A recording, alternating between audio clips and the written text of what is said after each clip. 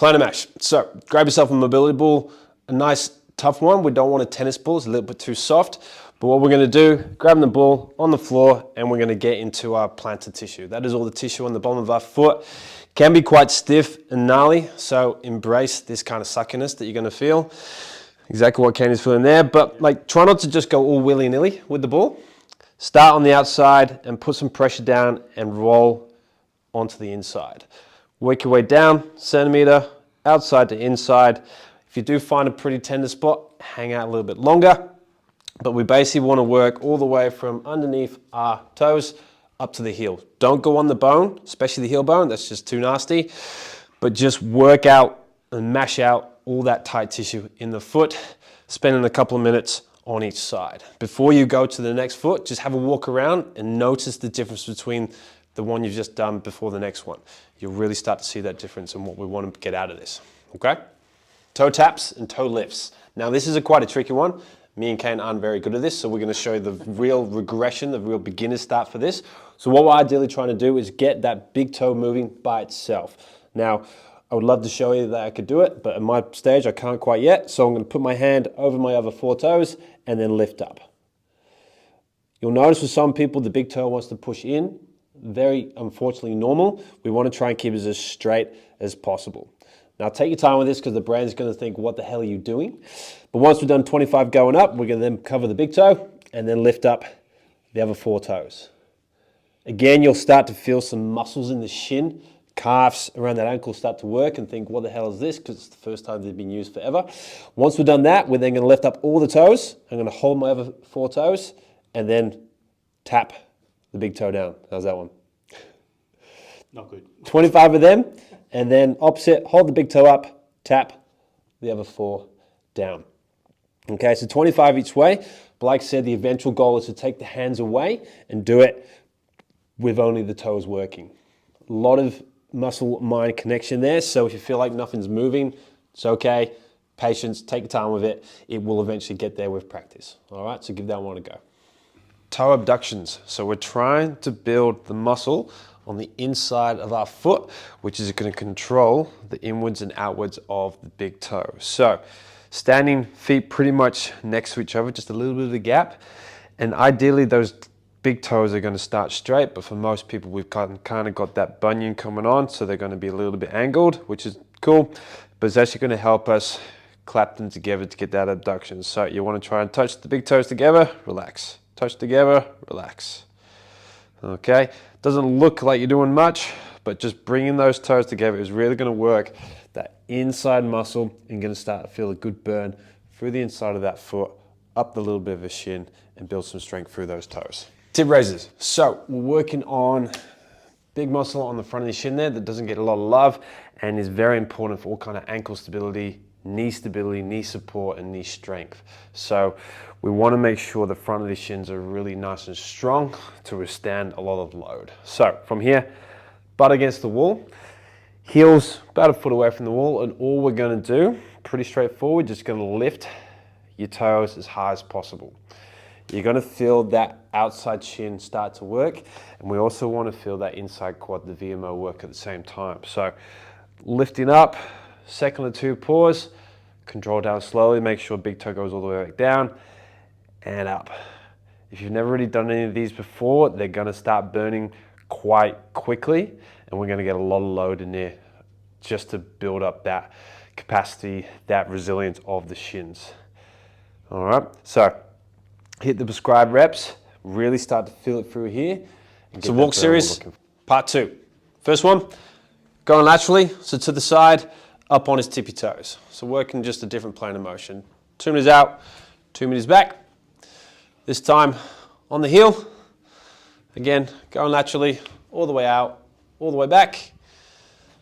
This time we're going straight again, but we're going to evert. So we're going to go onto the inside of our feet, shooting out the bottom of the feet outwards. May look a little bit silly. It's a good way of working through those ankles. And then we're going to do complete opposite, inversion. So we're going to come out onto the edges of the feet. Again, make sure you're on some nice soft carpet here because it can get quite nasty. And then going back to our big toe predominant walking. high as we can with the tippy toes and backwards. And then last but not least, work on that little pinky. Give the pinky some love. Well, so we're trying to get some glute contraction, glute connection in a lunge position. So Kane's heel is pushed up against the wall. He's lunging out a little bit, depending on your range. Start shorter in if you're not quite good at this in the beginning. But all he's going to do, before he starts, he's going to rotate his pelvis underneath to get his glute squeezed. Then he's going to lunge out as far as possible, keeping his glute on. If he's lost the glute, lost the connection, he's gone too far. It's not what we're looking for. But he's going to get to the point where he can keep feeling that on, hold at the end range for 5 seconds, and then lunge back without losing that glute. So the glute stays on the whole time. So we've got 5 reps in total. Lunging out as far as possible, 5-second hold, coming back for 5 reps.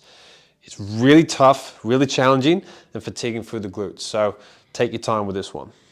Patrick step-ups. So we're working on a little bit of quad development, the VMO muscle inside the quad there, and also some ankle range of motion. So on one leg, Ken is holding on, because again, we need a little bit of balance support here. He's going to reach out with his other leg and tap his heel. We'll notice though, he's got one straight line going from ankle all the way up to his shoulder. So he's kind of leaning back, he's reaching as far as he can, but what we've got to make sure of is that big toe is down and he's not collapsing through that heel, through the arch, sorry. We keep that knee straight over the toes and we should start to feel it in the ankle, a little bit on the Achilles, but mainly on that inside quad on the standing leg. Again, hold on to start off with, but you should be able to look pretty good at this with some strength to take away that balance and start doing this a lot easier with that build up of strength. Strong Fit 5. So we're building together all this connection through foot, ankle, calf, glutes, hammies, that whole complex of the leg. So Kane's got something to hold on to start off with because most people will need that just for balance. Shoulder width apart, we've got that big toe and little toe jammed into the ground, and he's going to come up onto his tippy toes, but it's going to take 5 seconds to get all the way up. Once we're at the top, 5-second hold, but this is where we want to bring in your hammies and your glutes. A little bit tricky to start with, especially the hamstrings, but just play around with it. After a 5-second hold, 5 seconds down. That's 1 rep. We do the exact same thing for 5 reps, but I want to make sure we get 5 perfect reps. So if you come down too fast, go up too fast, lose balance, fall off your feet, don't count that rep. It doesn't mean you have to do 5 in a row, just 5 perfect reps total. You should start to feel that whole complex of the leg from toes all the way up to glute, feeling really strong. Couch stretch. So we're trying to open up the front of this whole hip complex. So you can see here with Kane, he's got one knee. Put yourself on a pad just to take some load off the knee, foot up against the wall. Now ideally the goal is to get this shin flush to the wall, shoulders to the wall. Kane's a bit tight for his hips, just like most of us are, so he's not quite there yet, but we're going to build with this over time. Biggest thing though is going to make sure he's tucking his hips underneath, so he's squeezing his butt, and you'll feel a deeper, intense stretch through the front of that hip. What we can also do, you can do that for a couple of seconds, really squeeze and hold, let it go, rotate, squeeze and hold, on and off, making sure you're breathing, you're not overly doing it, and that's just going to help get a bit more stimulation coming from the glute to help the hip flexor quad muscle release. The more we do this, obviously the more we can get back, the more we can open up the range, the more extension we get in our walking, the more glute function we get, the easier it is to hike.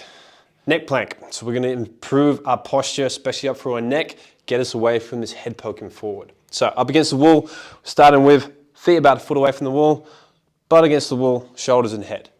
What Kane's going to do is going to squeeze his butt, bring his hips off, then he's going to pull his shoulders up slightly, keeping his chin tucked down, only head is touching the ground. So we're really working on these muscles on the back of the neck. They're going to help pull this chin into a nicer position.